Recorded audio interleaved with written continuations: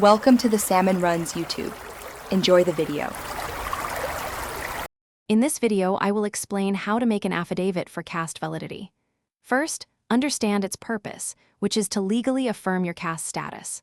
Next, gather all essential documents, such as your original caste certificate, identity proof, and address proof. Finally, identify the specific authority or office where this affidavit needs to be submitted. This initial preparation ensures a smooth process moving forward.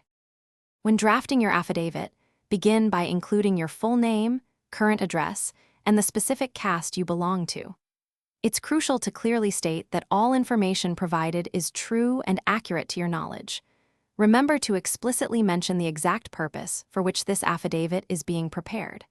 Double-check that every detail precisely matches your supporting documents to avoid any discrepancies later on. To notarize your affidavit, take your drafted document and all original supporting papers to a notary public. You will need to sign the affidavit directly in their presence.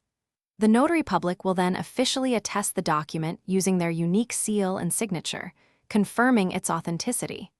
Be prepared to pay a small, standard fee for this essential service, typically a few hundred rupees. After notarization, submit your completed affidavit along with all required supporting documents to the designated authority.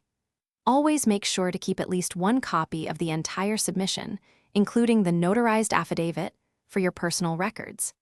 If a specific time frame for processing is given, follow up on your application status. Be ready to provide any additional information if the verifying authority requests it during their review. Thanks for watching. Consider subscribing if we helped you.